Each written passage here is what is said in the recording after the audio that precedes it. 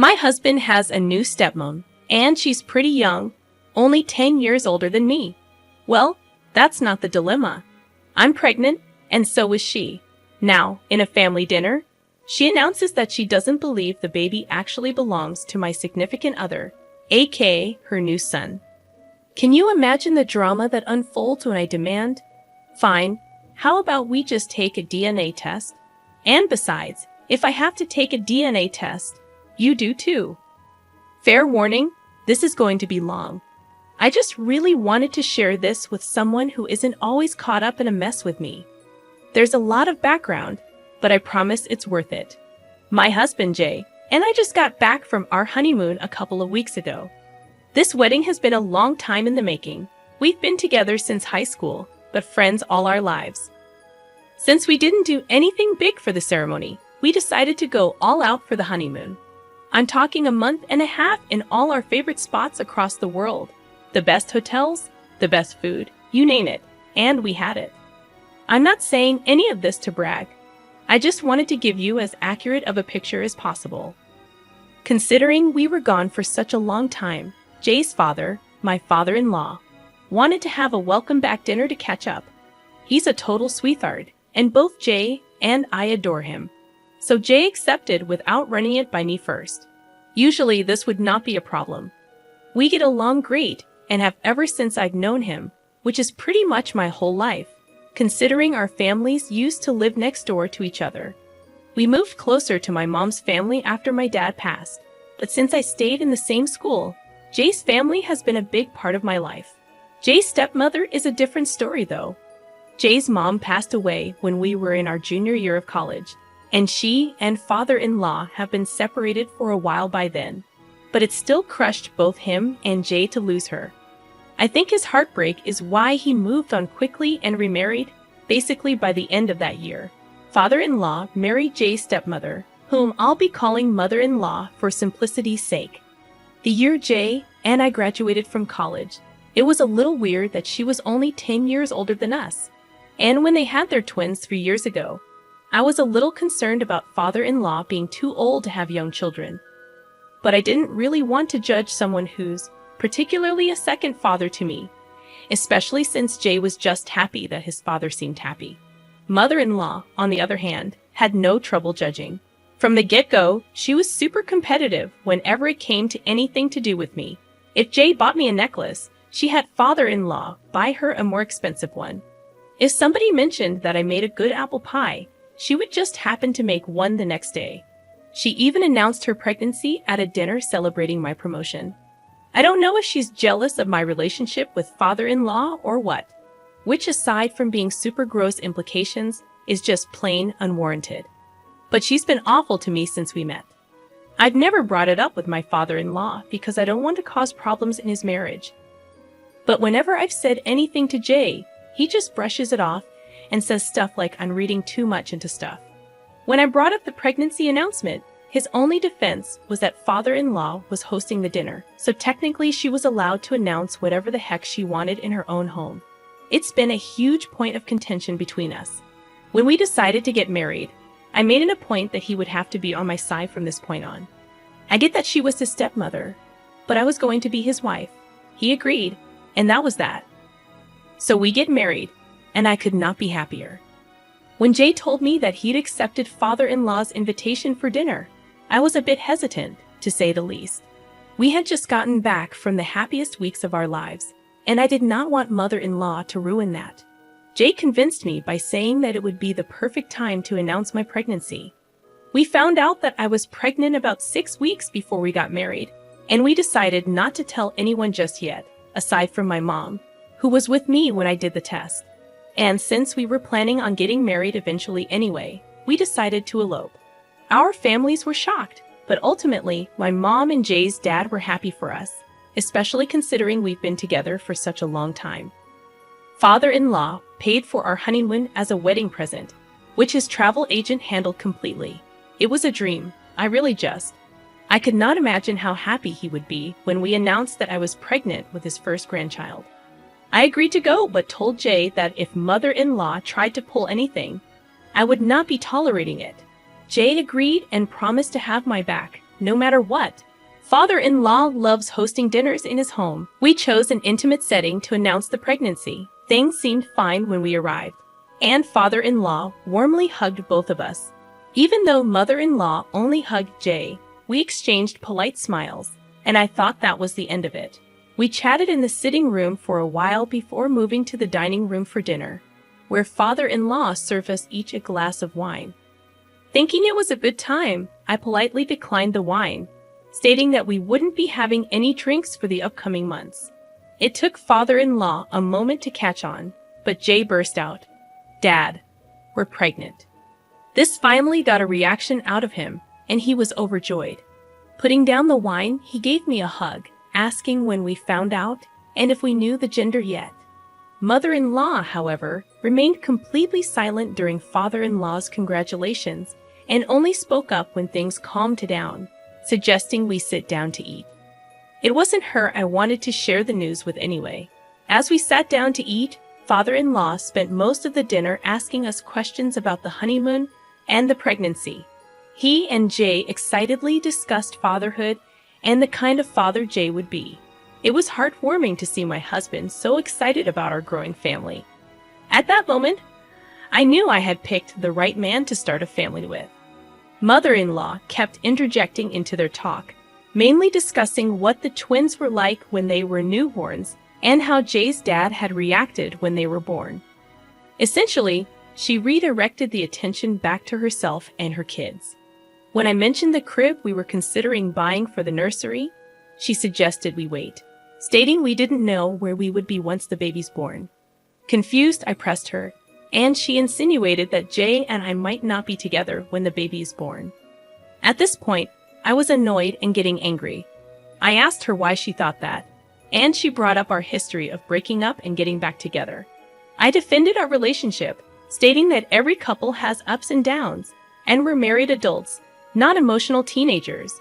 My voice may have been raised, but considering the accusations, I think it was reasonable. Father-in-law tried to calm her down, but she was determined to say her piece. I told Jay I wanted to go home, and before he could stand up, she insisted he get a paternity test before buying the crib. Father-in-law immediately told her to shut up, and Jay walked me out, fuming on the entire car ride home. I was upset not only at mother-in-law, but also at Jay, who had promised to have my back. He sat silently while his stepmother tore me apart. He assured me he would handle it and let mother-in-law know her behavior wasn't okay, but I'll believe it when I see it. Crushed by the hurtful words from someone important to my husband and father-in-law, I've only confided in my best friend, who thinks mother-in-law may be jealous of the relationship I have with Jay and father-in-law. I hope this isn't a sign of how my pregnancy will go, and if anyone has had similar experiences, please share below. More than anything, I'm just upset that what was supposed to be a happy moment got ruined by my mother-in-law. Top comments from the original post express similar sentiments. Comment number 1 states that this isn't just a mother-in-law problem. It's a husband problem. The commenter points out that the husband should have stood up for me the moment the mother-in-law opened her mouth, especially after promising to have my back. There's concern about whether this is a recurring issue, and if the husband will continue to remain silent in the face of such situations. The commenter suggests reaching out to a support system and preparing for a potential future of defending myself and my child if the husband doesn't step up. Comment number 2 takes a different perspective, suggesting that the marriage might have happened solely because of the pregnancy, not mature love. The commenter speculates about the possibility that the baby isn't the husband's, hence the mother-in-law's demand for a paternity test. There's an implication that the mother-in-law might know something that the father-in-law and stepson don't. The commenter advises me to admit any jealousy towards the mother-in-law, projecting that she married a stable family man while I was strung along for 10 years with an on and off again boyfriend. In the first update, I acknowledged the husband's failure to defend me adequately and our subsequent discussion about the need for him to speak up sooner in the future. There's mention of the impossibility of limiting contact with the in-laws due to Jay's work with his father, who runs several restaurants. The family's closeness is highlighted, and the difficulty of implementing low or no contact during pregnancy is explained. The update concludes with relief that an upcoming family event won't involve seeing the mother-in-law. Moving to the actual update, a dinner meeting is arranged with the father-in-law and mother-in-law to sort things out. Despite my preference for a neutral location, the father-in-law insists on hosting again. The dinner doesn't even begin before Jay addresses the issue, expressing regret for not saying anything the last time. He firmly informs his stepmother that her suggestion was ridiculous and unwarranted, emphasizing his trust in my loyalty. Father-in-law apologizes for letting the situation persist. When the mother-in-law attempts to apologize, I request that she waits until I've spoken. I acknowledge my raised voice, but explain that it was warranted given the implications of her statement.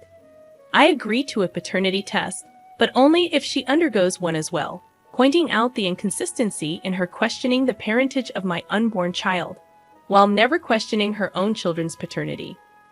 When I tell you that I've never witnessed a grown woman losing her composure as loudly as she did, you'd be genuinely shocked by the volume she reached. She immediately tried to throw herself at me across the coffee table, her words becoming completely unintelligible by that point. I won't repeat the things she said to me, but Jay and I removed ourselves from the situation right away. It's been a day since we went over, and Jay has been on the phone with his father almost continuously since the twins have been with Jay's aunt since yesterday afternoon. I think they'll remain there until father-in-law can get my mother-in-law to calm down. This is definitely not over yet, but I hope everything calms down soon for the sake of the children. Update number 2. Before I go on with the update, I want to thank everyone who read and responded to my initial post and update. They were long, venting out years of built-up stress into these extensive texts. I'm grateful that people took the time to reply with their experiences. Despite the unfortunate commonality of similar stories, it's hopeful to hear about situations that have improved. I've received mixed responses about agreeing to the paternity test only if she did it too, which I expected. Honestly, it's the only solution that seemed moderately fair to me. Anyways, on to the meat of the update. I did end up going through with the test. As insulting as it was, I knew that if I didn't, there would always be that lingering shred of doubt. And that's not the family I want to bring my child into. I chose a doctor who runs his own practice, a friend of mine. He collected the samples, and the results would be available in a few days. Shockingly, the child is my husband's. Jay wasn't surprised when I told him, but I could sense some tension released from his conscience. Considering the emotional turmoil my mother-in-law put me through, I didn't stop there. I didn't do anything drastic. Nobody was harmed. My condition for going through with the test was that mother-in-law gets her own children checked, and I intended to go through with that regardless of her participation. The twins were with Jay's aunt, and I managed to get Jay's cousin to get a cheek swab of each of them, just to bring to my doctor friend. We ran the twins against Jay, which served the same purpose.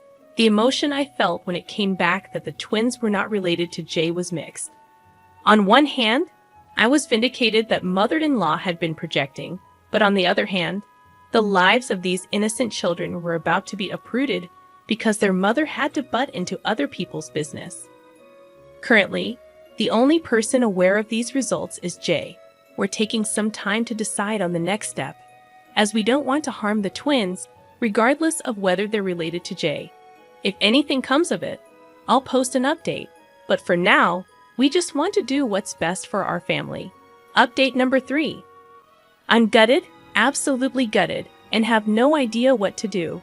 I feel completely blindsided and betrayed by the man who promised me forever and is now siding with a woman who verbally abused me in his home. Father-in-law and mother-in-law called us over yesterday afternoon. I had hoped that mother-in-law had finally come to her senses and was ready to apologize for everything she said to me. Unfortunately, I could not have been further from the truth. Upon arriving at the house, I already knew that something was off. Father-in-law usually greets us at the door with a warm hug and smile, but this time, he just held the door open silently and then went to sit beside mother-in-law in the dining room. No tea and snacks in the sitting room, No quick catch-up. Nothing. We followed and sat down across from them. Father-in-law passed us a stack of papers and asked us if we knew that they were the results of the paternity test that my friend had performed for my child and the twins. I was completely caught off guard, as there was no way that father-in-law and mother-in-law should have access to those documents, as neither Jay nor I had contacted them about it. Jay was just as confused as I was, but father-in-law did not give us time to process anything before passing us another set of papers, both regarding the twins' parentage. It stated that Jay was the half-brother of both twins, which clearly contradicted the results on the first set of papers. Father-in-law explained that they had conducted a DNA test at a local clinic, saying that he had recently run a DNA test for the twins at the request of a relative. He felt obligated as a doctor to inform the parents of the situation. My friend had contacted father-in-law to tell him about the paternity test that I had him perform on the twins. But he didn't stop there. Father-in-law revealed that my friend sent over the results along with edited documents that stated the twins had no relation to Jay. My friend told him that I requested the documents to be edited. Jay asked me if this was true, but I was so caught off guard by the betrayal of my friend that I just froze. Unfortunately, father-in-law took this as an invitation to keep speaking. This is a man I've looked up to for most of my life, whom I held as a father figure after the death of my own father. And he had no remorse in telling my husband, his own son, that my friend had edited the results of my own paternity test.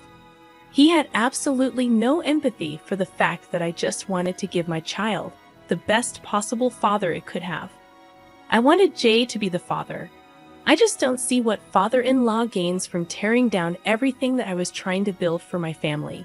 The whole time, mother-in-law just sat there with this stupid, smug look on her face, not saying a word.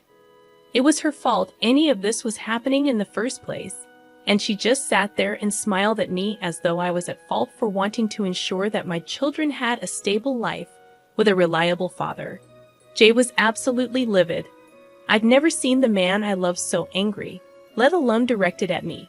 At first, I hoped that I could reason with him, but when it became crystal clear that he was unwilling to listen to me, I called my mother to come pick me up. I've been with her for the last few days, and Jay has not tried to contact me. Father-in-law and mother-in-law have not picked up any of my calls or responded to any of my text messages. My friend, the doctor who caused this whole mess, has completely ghosted me on everything. I plan to go down to his practice to confront him soon, but I just want to fix things with Jay first. I simply don't know what to do. I don't know how my life went from the perfect honeymoon and designing my dream nursery to this. Update number 4. For those of you tearing me apart in the comments section, you'll be happy to hear that Jay and I are separated. He told me that he's looking into an annulment. Father-in-law had the audacity to contact my mother about everything that happened, and even she's not happy with me right now. I'm completely isolated and alone, and the only person still on my side is my best friend, who has supported me through this whole mess without judgment. I really tried to remove myself from the situation and take the high road, but considering father-in-law's lack of tact and his willingness to interfere with my family, I just decided that I would fight fire with fire. I can't be bothered with people like the doctor who went behind my back to contact Jay's family. There are no records of our interactions, and pursuing that angle would be an all-around pointless matter for me. However, I mentioned in a previous update that father-in-law runs a few restaurants in my city. The way that he was able to grow his business so quickly was by employing cheap immigrant workers.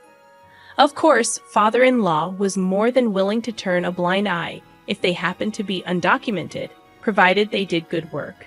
Unfortunately for father-in-law, a good Samaritan alerted the relevant authorities to this fact, and considering I have not been in contact with either my husband or his family since the ambush at dinner.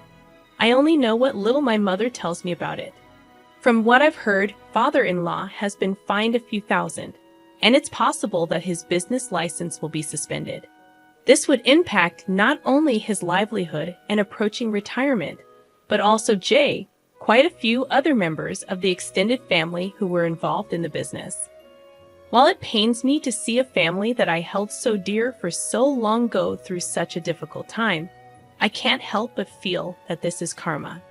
Father-in-law could not keep his wife out of my family's business, and now his family business is under fire.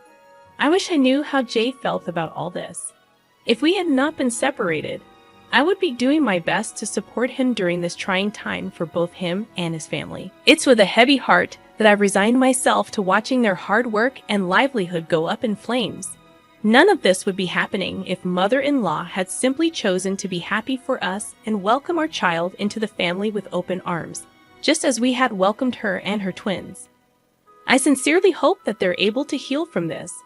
But for now, I'll just have to prioritize myself and my child. I don't have time to care about their family drama anymore. Update number 5. I never thought I'd be coming back to update, but since my last post, here I am. I don't know what ended up happening with my former father-in-law's business license, and frankly, I don't care. Jay and his family are dead to me, and they can continue living their picture-perfect life far away from me. I do know that he had to pay a hefty fine, and one of Jay's uncles, whom Jay was never a fan of, has taken over father-in-law's position for now. Overall, I'm more than happy with how my life has gone since exiting the toxic family. I've moved back in with my mom, who loves the company. She's come around to my point of view, given her desire to have a healthy relationship with her grandchildren, which I was so happy to see. The biggest update is that I've since started seeing the soon-to-be father of my child. We connected during a break that Jay and I were on before our engagement, and have since reconnected through a friend of my best friend. I'll be due any day now, and the father of my child will be by my side every step of the way.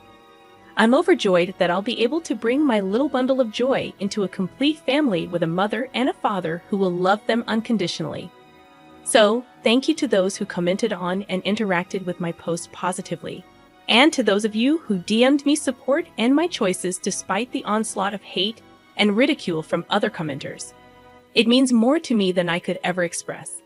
I hope that each of you was able to find a happy ending that I know we all deserve. Top comments from the original post and all the updates. Comment number 1. I'm just glad everything worked out for you in the end.